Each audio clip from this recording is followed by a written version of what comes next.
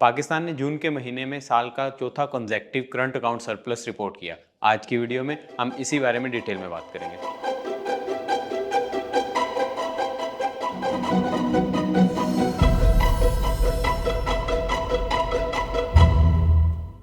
Current account को अगर simply define किया जाए तो ये मुल्क में आने वाले इनफ्लोज यानी कि एक्सपोर्ट और रेमिटेंसेज और आउटफ्लोज यानी कि इंपोर्ट्स का बैलेंस होता है। अगर ये बैलेंस पॉजिटिव हो तो इसका मतलब मुल्क ने फॉरेन करेंसी कमाई, जबकि नेगेटिव होने की सूरत में मुल्क करंट अकाउंट डेफिसिट पोस्ट करता है यानी कि फॉरेन करेंसी का आउटफ्लो ज़्यादा रहा। इसका बैलेंस मुल्क के फॉरेन रिजर्व्स में अकाउंट होता है। पाकिस्तान ने लास्ट 4 मंथ में मजमूई तौर पे 1.4 बिलियन का करंट अकाउंट सरप्लस रिपोर्ट किया, जिसकी वजह से FY23 का करंट अकाउंट डेफिसिट सालाना 85% से गिर के महज $2.6 बिलियन पे रिपोर्ट हुआ, जो कि FY22 में $17.5 बिलियन पे रिपोर्ट हुआ था। करंट अकाउंट डेफिसिट की इस कमी की मेजर वजह इंपोर्ट में रिस्ट्रिक्शंस थी। लास्ट ईयर जब मुल्क के फॉरेन रिजर्व्स पे प्रेशर आने लगा और हमें फॉरेन डेट सिक्योर करने में मुश्किलात का सामना करना पड़ा, तो गवर्नमेंट ने SPP के थ्रू नॉन एसेंशियल आइटम्स की इंपोर्ट और डॉलर आउटफ्लोज पे गैर एलानिया पाबंदी लगा दी।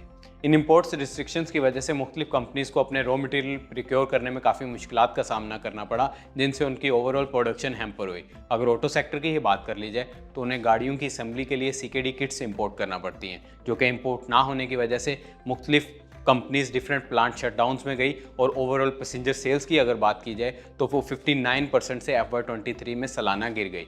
इसके अलावा मुख्तलिफ केमिकल कंपनीज ने भी डिफरेंट प्लांट शटडाउन्स अनाउंस किए।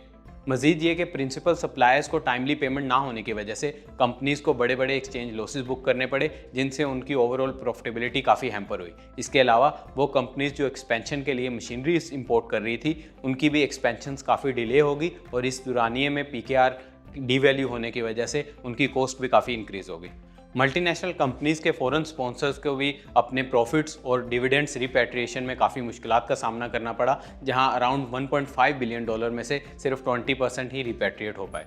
अब IMF के साथ स्टैंड बाय एग्रीमेंट के बाद और दोस्त ममालिक से डॉलर इनफ्लोज के बाद इंपोर्ट्स काफ़ी हद तक रिलैक्स हो गई हैं, लेकिन अभी भी पूरी तरह से ईज ऑफ नहीं हुई। अगर ये पूरी तरह से ईज ऑफ होती हैं तो करंट अकाउंट फिर से डेफिसिट में पोस्ट होगा और इससे हमारे फॉरेन रिजर्व्स में प्रेशर आएगा। अगर देखा जाए तो इन करंट अकाउंट सरप्लस की प्राइस हमने इंडस्ट्री क्लोजर की सूरत में अदा की, जो कि काफ़ी ज़्यादा थी, लेकिन मुल्क के मुश्किल हालात के मद्देनज़र शायद ज़रूरी थी।